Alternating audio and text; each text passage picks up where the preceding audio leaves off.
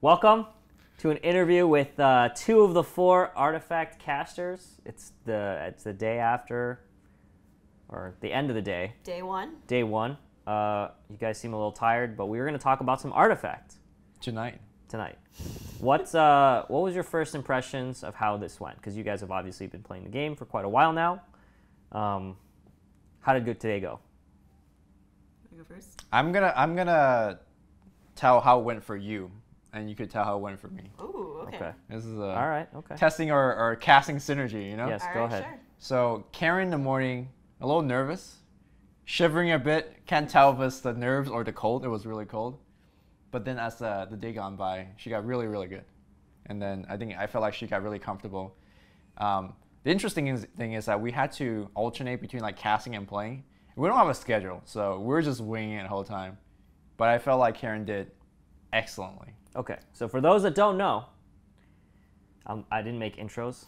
I'm HotBid. I work for BTS. Great interview, Lumi. Yeah. Lumi, he's currently a good Artifact player. Also cast at TI. Thank you. A few times. He's won first on some tournaments. Yeah, he finished first in a few tournaments. Karen, Fwosh. first time you ever really cast in front of people, right? Yeah. So it's exciting. Card game enthusiast. You play a lot of card games. Play a lot of Slay the Spire and Hearthstone and all that kind of stuff. Brandon knew about Slay the Spire. Really? Yeah. What did he say? He went to Bruno. This is one of the developers of Artifact, and he was like, "Yo, is Fwosh the person that we're bringing in for the cast? She's first on dailies today." You got first on a daily? I got first on okay, dailies well, that day. Damn. Damn, dude. Okay, all right. Well, you have That's Slay more the Spire impressive than anything I've done. Yeah. It's actually kind of hard to get that, but Yeah. okay. If you guys Slay the Spire, you know how hard that is. But okay, so we're gonna talk a little bit. How was your day? Well, How was I'm his talking day? about Lumi's. Yeah. I think Lumi, similar situation. Lumi at first was, very much into talking about the mechanics, which I think is not a bad thing, but we were also not sure how to really feel the temperature of the crowd. We didn't realize, they were kind of waiting in line for so long and kind of low energy. So I think later on the day we tried to be more silly, tried to get the crowd more hyped and excited that they were there. So I think it also was reached a nice peak at the end, and he seemed really comfortable. We learned a lot from Slacks. Yeah, Slacks was that is really true. good, playing the crowd. Well, Like, Slacks, this is his thing, yeah. Yeah, and you casted with Slacks today? At some point? We casted the very last game together. I was tired. We didn't have any food the whole thing. Yeah, that. So it was I'm rough. not sure if we can. I can bring you food. You Text me, can. dude. I'll get Yeah. you food. But I was waiting in the line. I played once. Yeah? I got in line at 10. Well, I tried to get in line as soon as I got in, and then the line was already full. So I had to get in at 10:45, 11, and then I didn't get to play until 1:30 or something like that. It was pretty long. It was 2.5 hours, 3 hours, but it was all worth it. It was definitely You worth get it. 2 beta keys, you get a T-shirt, you get some art prints, and I got to play Sir Action Slacks on stage. And you won in the best fashion I possible. did win in a very lucky way. Yes, the most triggering way. Yeah, in a very lucky way. But let's talk about that. So, not about that specifically, but just about the luck factor in Artifact. That was the number one question I got in my AMA. Okay. Number one question people were asking: how much does RNG matter in Artifact? I think that's what they're asking about. So, what do you guys think? I think it doesn't have that much of an impact at all. RNG is in so few of places, and if anything, they give you more resources to work with. You have those 2 random creeps in the lane placement in the beginning. It's not so much RNG in Hearthstone where something just goes completely wrong and you've lost the game. It's more these are consistent RNG factors that will come in every turn, or it's something you always have to factor that I feel makes the game more interesting rather than oh no, I just lost the game due to RNG. So, I know you played a lot of Hearthstone Arena. You played a lot of Hearthstone. Would you say it's more or less RNG than Hearthstone? It's less. Less? Yes. It's even the hero placements in the very beginning and the arrows and all that kind of stuff. Yeah, I mean, with that, you just have to, there's a lot more strategic planning. You're thinking of the long game, where you want to, end up winning. So I think, yeah, in that case, it's a lot less, RNG than Arena. You have to do so much long-term thinking that, you almost have to blame yourself for any of those misplays. And Lumi, you played a lot of MTG. Yeah. I have as well. Yeah. I have my very strong opinions on how much I do not like RNG and Magic. Yeah, I mean, But, like Richard Garfield designed both the games, so Yes. the one thing about RNG and Magic is like sometimes you don't get games, right? Yeah. You don't Sometimes draw just lands straight up lose. or Yeah. you draw too many lands and you just don't feel like you could play at all. That's not the case for Artifact. It's a very different resource system. There's definitely a lot of RNG, but like for example, turn 1, you have a Crystal Maiden out there. They have a Bristleback. Your hero just died. Like that's definitely a form of RNG, but I think it's not a bad thing in the sense that it really doesn't affect the outcome of the game drastically. Whereas I feel like Hearthstone, here's the comparison if you ever played it, you play Ragnaros on 8, you shoot a target RNG, and they shoot the most important target, you just straight up win from that point on. There's definitely RNG that happens, but it's not such a macro thing that it controls the outcome of the game. So I think it keeps the game like really fresh and interesting. I've definitely fallen behind due to RNG, but I've also like clawed my way out of it, and that felt like really satisfying. Yeah. So.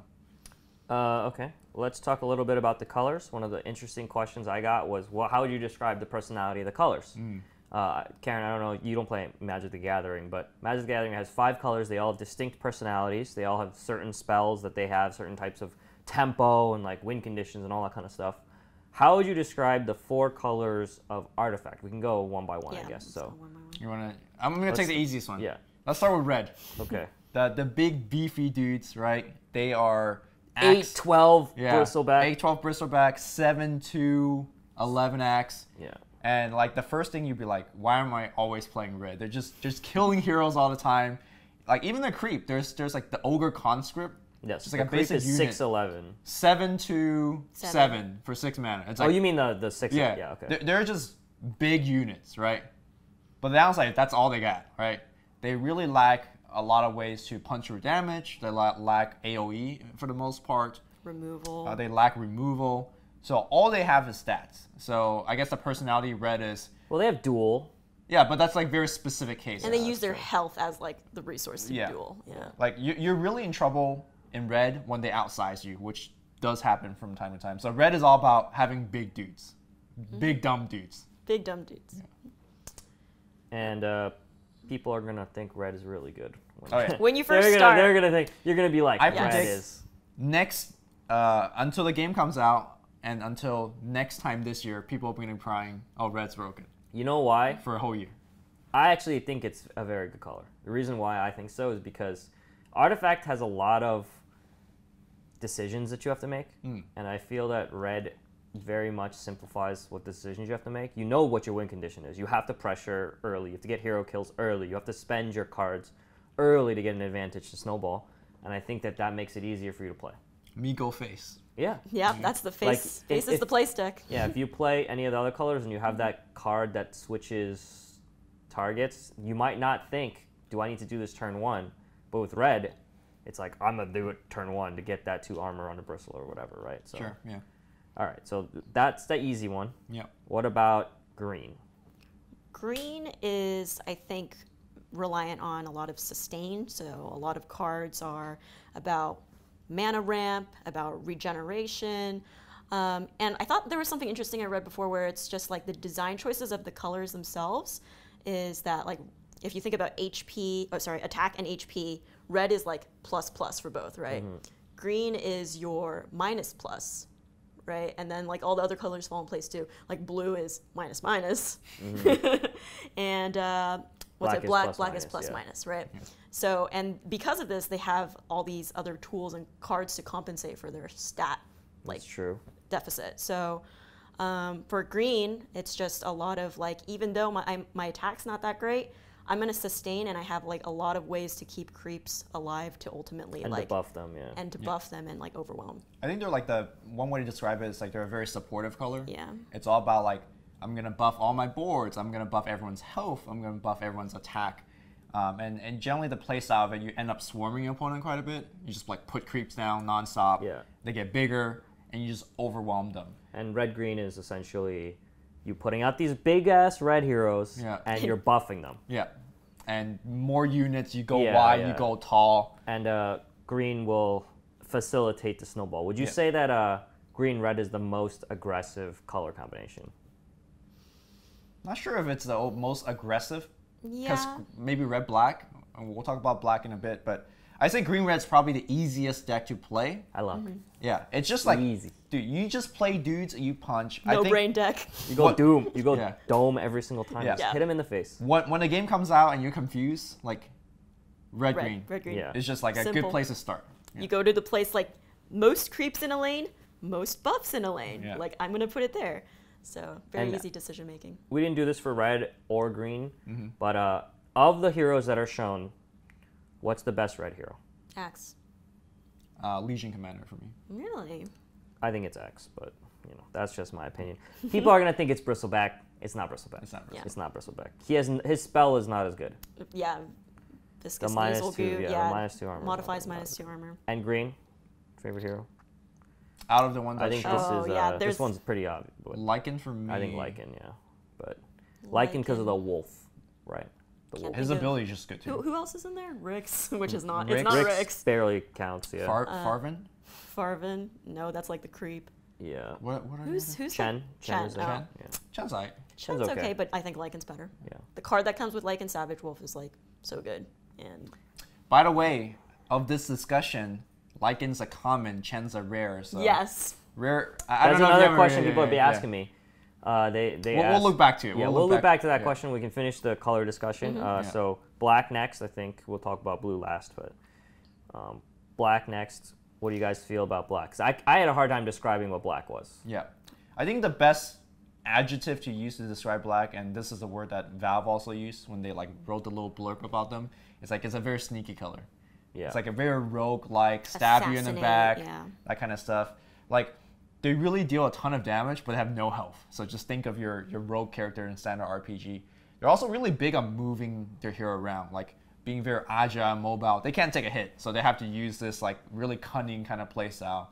So if you're one of those like sneaky nerds, it's like colors for you actually. Yeah, there's It's a lot also- of ways to hit the tower, Yeah. buff that kind of stuff. Yeah, there's also themes around getting money. So that's why, like as assassins, you kill heroes fast. So you have like tools like Payday to double your gold, or Iron Forge, something like that. Iron Forge Gold Mine. Iron Forge It's Gold Iron Mine. Fog Gold Mine. Iron Fog Gold Mine. We need yeah. to learn our card Gotta names. learn the card names, dude. Oh, and the of course, IFG baby. the black card just kill stuff. They just Yeah. kill units, they kill heroes, Just direct damage, kill things. yeah, kill things. Yeah. Okay, simple enough. And then the last one, blue. So blue, controversial color. I think it's the best color right I think now. it's the best color. But all the Magic the Gathering nerds rolling their eyes, fucking blue again. But why is blue always the best color? Powerful spells. Yeah, complex, powerful spells. yeah. Big ones. Blue is definitely a color that gets better as you level as a player. So you feel like you're always in control when you're really good. Yeah. They're also the color with the most AoE. So like it lets you fall behind and then you're like, yeah, I'm back now because I blow up the whole board. Weak stats, Yeah. they Crystal suck. Maiden's a 2/5. Zeus is a 3/7. These are not stellar heroes, but you really play it for their spells and just a blue color identity. Yeah. The blue red combined The deck, control deck. yeah, is one that I think people feel like it covers a lot of the other colors' weaknesses. Sure. You have strong heroes from red survive you until later on in the game where you're gonna have blue spells come in. So Yep. that's a good combination. Do you guys feel that deck is one of the better ones? I think so. I think it's one of the more consistent ones. I still personally feel green-black is the strongest, just because of the items available. Horn of Alpha is just like such a game-winning item, and you can kind of like reliably get it with a good, payday draw. Whereas with red-blue, if you end up with like a handful of late-game cards and can't do anything early game, Yeah. Don't you're forget kinda Revtel. yeah, Yeah, Revtel and the combo with the gold. yeah. But Yeah, I'd say it's probably like my number 2 Yeah. in terms of strongest. what about you, Lumi? About the same. I just like all the blue decks. The blue-red control deck, the blue-black. You like Aggro it now? You like that? I like it now. It's really fun to play. I don't think it's strong Fun or to pull anything, off. Yeah. but it's really fun when you win. That deck. I don't think it's the strongest deck, but you can cheese your way to Yeah. winning Yeah. with Sorlo. You just sneak wins, and when you Yeah. sneak wins, you just feel so smart, Yeah. So smart. So smart. All right. So those are the kind of personalities of the colors that we have. Let's talk a little bit about first, and your strongest black hero and blue hero that are currently there. So out of the blue heroes, I like Luna quite a bit. Oh yeah. Oh. I would probably. I think Luna's your favorite hero, right? Luna is my favorite hero, but I would pick Zeus. But for this, yeah, I thought like Zeus is more. The piercing, it goes. There's a lot of units with armor. Yeah. And the 1 damage piercing is like huge. Yeah. And there's so many spells in your deck that are like 1 and like 2. low cost. Yeah. Yeah. For black, what do you think? So what are like? There's PA. Sorla, Necrolite. They do like very like PA and Sorla. They do very different things. I feel like PA is more like controlling, killing heroes. Sorla's hitting face. So I think it just like downs what you want to do. I think overall PA is better in this particular deck. I think Sorla is critical to winning for the blue black. Yes. So they're both super important. Yeah. I'm more of a PA guy. I think PA too because coup de grace is a really good card. Yeah. It's the only card that can get through damage immune right now. Yeah. That's been revealed at least. Okay, so those are the 2 most asked questions. Okay. But there's a lot of like mechanics questions that we're gonna just skip because you can find the answers to that in all the different areas that you can find. But we'll just keep talking in general about how cards work. So rarity, something people keep asking about. They're worried about how do I get the cards? How do I get rares? Is there a card that's just better than another card? How does it work? So a good example I'd like to give is in Hearthstone, there's a card called Chillwind Yeti. Okay. Yes. It costs 4, and it's a 4 or 5, and that's it. That's all it is. It's got good stats for 4 mana, and it's a neutral card. There's a legendary called Cairn Bloodhoof. Yes. Yeah. And he's also 4/5 for 4, right? For 6. 6. Death rattles into another 4/5. Okay, so I do not remember my cards well enough. Yeah. But I remember there are cards in Hearthstone that are just literally the same cost and stats, but just better. Straight up better. Yes. Thanks to Rarity. I don't think I've seen that in Artifact yet. Do you think that's a deliberate kind of decision? They don't want to make the rare cards that strong, or what?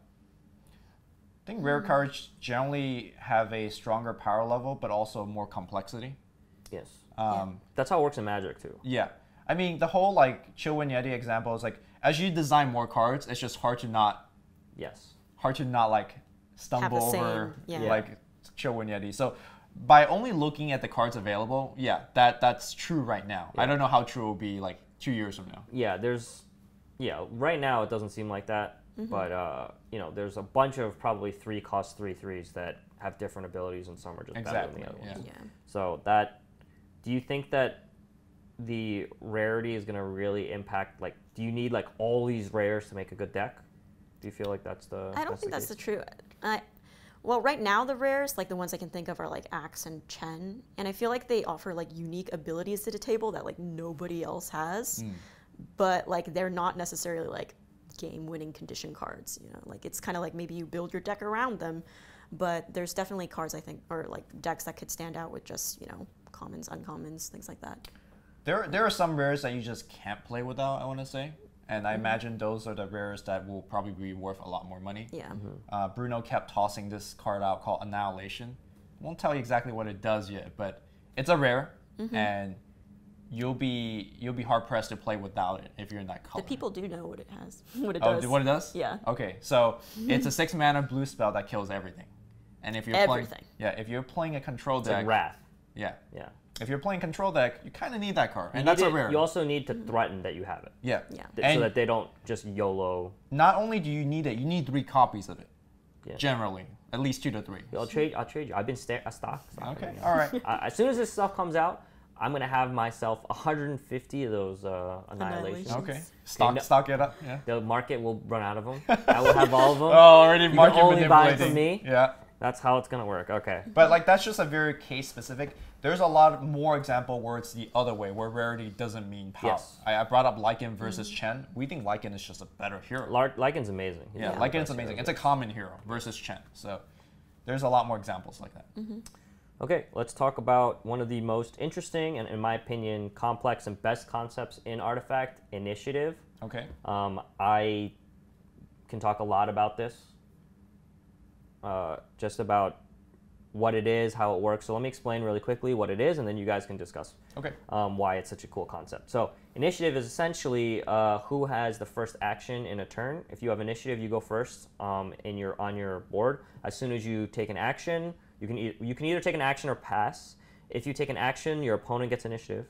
If they pass, they keep initiative. Yep. And it just goes back and forth like that until one person does an action finally and the other person passes, essentially. And you both pass, and then you go. I don't know if that was an easy or good explanation of it, but essentially, initiative is something that is a resource that becomes more powerful later on in the game as you scale up towards better spells. Why is it cool, and how big of it is in the game? How important is it? I feel like Artifact is not close to how good it is without initiative. Yeah. I don't want to say it's the entirety of the game because there's the a lot core more of it. element, but there is definitely like 50% of why it's so cool is because of initiative. So Yeah, you pretty much have to play entirely around it and think about it at all times. If anything, like as you're playing the game, the most like the concept that should have the most presence is, I think, initiative. So initiative, I'll just try and explain a cool scenario why initiative is cool. If you have a spell, let's say Eclipse, yeah, and you know it's going to wipe the enemy board, and you want to cast it before they kill your Luna, so that if let's say that's the only blue hero, you then no longer can cast it. They know you're going to just pass every single time to try and keep that initiative, so they can just cast anything they want. yeah, And it becomes this cost thing that scales. So if you want to keep initiative, the later in the game it goes, the more spells it's going to cost you, essentially.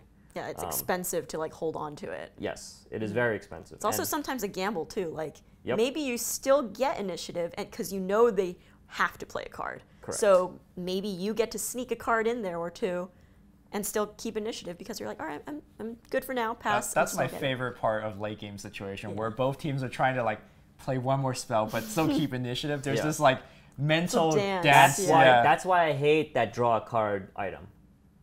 Oh, Which rock card? Potion. Uh-huh. Because I'm always in a situation where I'm sitting there with it and I'm just like, should I use this and give away initiative? But I might get a card, Yeah. you know? So it is, that's like very complicated, like interaction.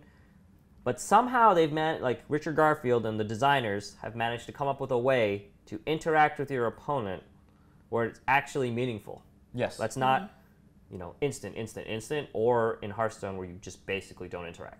Yeah, I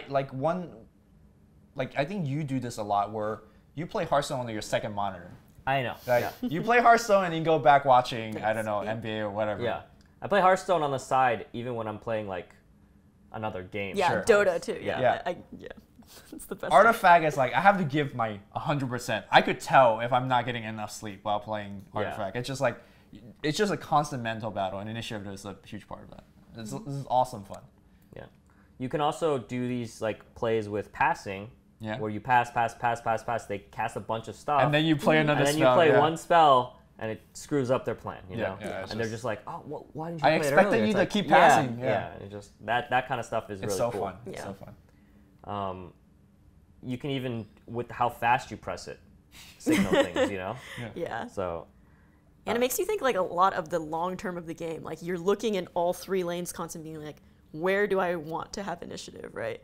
It becomes like, you know, Yeah. just like this huge thought process of like, okay, this is how I want to shape my perfect game. I know my opponent is probably going to do something to mess with that plan, but ideally this is what I want to maintain. And Yeah. so you shape your whole play around that. So I'll explain a pretty common but useful situation to illustrate how you plan across three lanes. Salamania's Favor. Okay, so this is a card that costs 4. It's an improvement, so it can be played on any lane, and it gives that lane +2 mana. Okay, and what normally happens, what people use it for, is they have a green hero in the first lane and they cast it on a later lane, which means that on turn 2 they'll have 6 mana either on board 2 or board 3. Okay, and that's something that if you know that he has that and you know he's trying to do that, then you know he's probably going to place the green hero in lane 1. Yep. And that kind of like mind game thing, long-term thinking where things are going to go. Do you need to put like a Thunderhide in a certain area where you need to Salamania is a certain thing? That's the kind of only that kind of complexity can exist in a 3-lane game, right? So do you guys have anything to say about that? Do you guys think that the improvements across lanes is going to really confuse people? Because it might. Early on, it's like probably the most confusing thing to learn. Like even the games we saw today, a lot of people would place Telemane's favor in the same lane that they were playing it from. And then that like doesn't really do anything for you. You get like 2 mana. Yeah, you get it the next turn. You get it the next turn, right? Yes. So yeah, I think it's something that like once you realize what you've done, you learn from that mistake real fast. Yeah. So that's probably one of the most common early mistakes we'll see. But I think once you know it, you're like always looking out And for your cleave. improvements. And cleave, that's Dude, true. how many people played the cleave on a hero that wasn't hitting anything? That happened a lot. Yep. Any other common mistakes you think is going to happen in Artifact when people first start playing? I think the mistake that I had to learn to get over, and I saw a lot of it today casting, is that people overvalue the heroes way too much. It's like, you come from this Dota background, you just don't want to die because you don't get to play Dota when you're dead, right? Yeah. It's just not cool. It sounds awful, right? Yeah. You can't you play lose cards. gold in Dota, they get gold, they get EXP. Artifact, like, think about it this way. Your hero died, they probably spent a card or 2 to kill your hero. They've lost those 2 cards. Your hero comes back in 2 turns. So, you know, hero dying is not that bad, in my opinion. Would you pay essentially, would you pay 5 gold To make them discard cards and that waste their question mana. is easy. Yes. It's like, yeah, I would. That's a good way to think about it. And 2 cards for a hero? I don't know. Yeah. So, coup de grace, very strong card. People might think, oh my god, you just kill a hero? Yeah. That sounds broken. But the random discard fucking hurts. Yeah. It really does. So, that's probably an easy thing that people are going to mess up. I think that when people first start playing this game, when I first started playing this game, I felt so overwhelmed by the amount of decisions that I could make. Oh yeah, for sure. You're just sitting there like almost paralyzed, like, oh my god, like what is the right play here? How do you think people should get over that? Like, do you have any advice for new players? So I think I had that feeling as well. Like there's just way too much going on. You then quickly learn that some of these things don't matter. For example, again, overvaluing heroes is. New player will latch onto that, and then as you play more, you realize, hero dying, not that bad. So it's like, the more you play, and I guess like the more streams you watch, the better plays you watch, you see them quickly eliminate a lot of these like red herrings that you don't need to worry about at that situation. And once you could wrap your mind around that, then you also won't make those mistakes. Yeah, simple answer is to play a lot, but I think one of the things too, once you're learning, is like, feel free to like, just spend your mana in that lane, right? I think one of the greatest learnings is like you use Frostbite in one lane just because you have the mana to use it. Then you reach the 3rd lane and you're like, oh my god, there's an axe here and I could have Frostbit him instead. Like, I should have saved it. And so then when you learn like, oh, okay, I need to start saving these cards, that's when you build that habit of like, you know, play for all 3 lanes, not just like the one where you can actively use the spells. Once a turn, zoom out. Yes. I At feel least, like at minimum. there wasn't too much zooming out. That was a thing too. You like know. Once a turn. Once a turn, Just just- look at all the lanes, try and figure out what your game plan is. Okay. One more thing about the new player experience. Do you think people are going to be, like, once they try it, do you think they're going to be willing to stick with it? Because this game is something that you can't just kind of play casually once a week. No. You know, you're going to have to learn this game, really get into it, and play it quite a bit. Do you think, like, how do you feel about that? I think the new player experience is actually pretty, I won't say bad. Bad is like a strong word. But it would like not Dota. surprise me if people quit halfway. It's very similar like Dota where you just get wrecked for a long time. It's a big learning curve and you're going to be losing a lot. And a lot of times when you get wrecked in the beginning, it's like turn 1, right? The flop happens, you lose half your heroes, and then you just feel like, oh my god, this game sucks. There's so much like RNG. I had a lot of Valve staff tell me this story today where a lot of their players were discouraged after just turn 1 because they're just losing heroes. And then it took them a lot to be like, no, this is okay. Like, your deck is supposed to be a little bit weak early on, and then you'll get better. But I think The blue. yeah. blue But fold. here's the thing, that's a Valve guy telling you, so you put trust in that. If you're playing this at home by yourself, I could definitely see a lot of people getting turned off, and maybe they'll play an hour and just like, this game sucks, you know? It takes a lot of trust in the design of the game and, you know, learning to actually get to really enjoy the game. Does that make sense? Yeah, I feel like there's going to be a lot of rush down, kind of like super fast decks in the beginning of the meta. That's just Yeah, usually like very how it straightforward happens. ones. Don't have to Well, think yeah. about what decisions to make. Just YOLO. Red and green. It's Yeah. gonna be Christmas. Okay. Let's talk about like one more concept. We want to do more than one of these, so we don't have to cover every single possible thing here. So last thing is just hero design. How do you guys feel about the heroes and like how they're designed and how they're very different? Because every Dota we all come from Dota. We all have 5,000 plus hours of Dota played, I'm sure.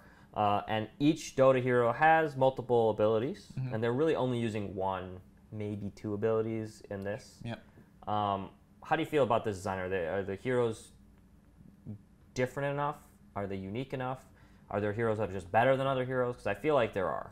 Well, we definitely Yeah. ranked the heroes earlier, Yes. but Yeah, I think they're pretty well balanced right now. Some of them are surprising, you know. it would be CM like, sucks.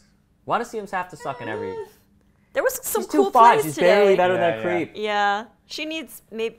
It'd be nice if she had she more has stats, but potential, yeah, you know, potential. unreached Alright. potential. Okay. Yeah, There were some cool plays today though from her passive, the mana Yeah. regen. yeah, Forgot, you know, you should use all 7 mana and you still have the 2 to do a strafing run. yeah. So, but yeah, I think in terms of like loyalty to Dota, they've still kept a lot of their flavor. I don't think any one hero is like defined by a certain move. It still really feels like, you know, that's true to the soul of that character.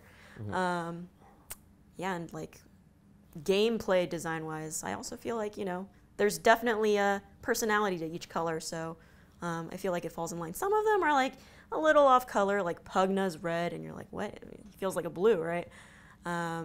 But as you play it, you're like, oh, okay, I see what he brings to the table to like the red, and like they need someone like this who can like maybe deal with improvements, stuff like that. So Or Pugna's pretty interesting red hero because it's the only one that can really just hit the tower. Do you know what I mean? yeah, Yeah. It's not direct damage to the tower, but it's like six attack. you'll find with red a lot of times you're sitting there, you've done 35 damage, and there's 5 damage left and you can't punch through. And the nether ward comes And the in. nether ward comes in and you're just like, well, good luck. I really like how like this gives a lot of room for Valve to design their heroes. Like Crystal Maiden is a perfect example. Every hero has 3 components, key components. Their stats. So Crystal Maiden is a 2/5, very weak there. Their include card, Frostbite, pretty good, pretty decent. And then a passive ability.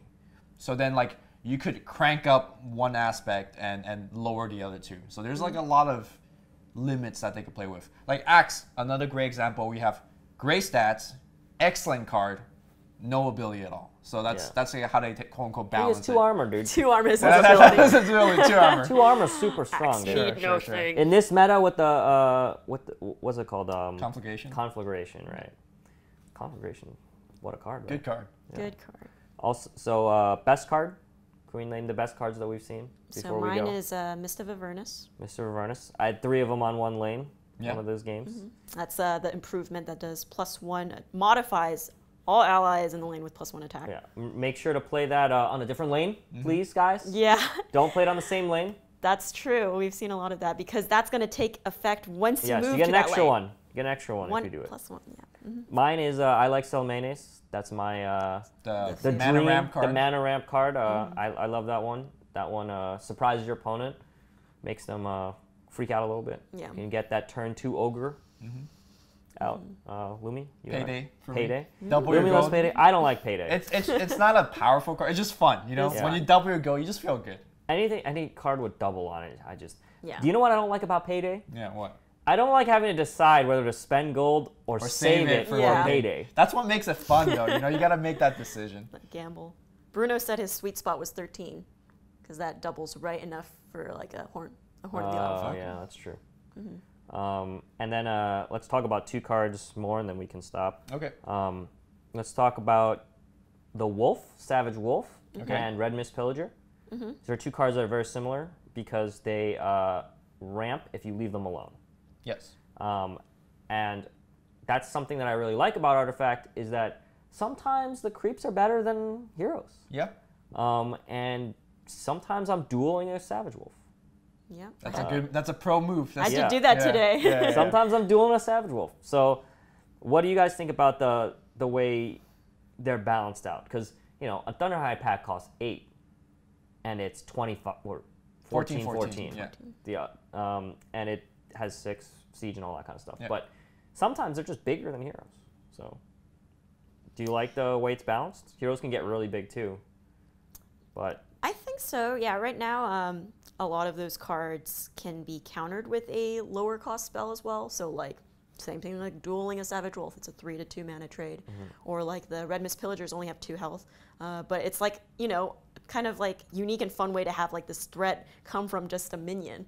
So I think that adds a lot of like fun to the game, but still it feels balanced because there's other answers that can easily eliminate them.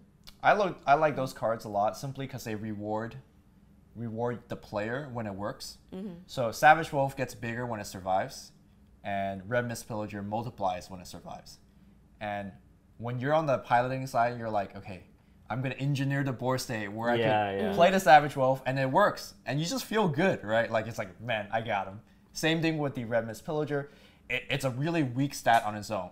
It dies to a random melee creep. So you got to be very careful with it. But again, when it works, you get rewarded in not just the gameplay, but also like you just feel good.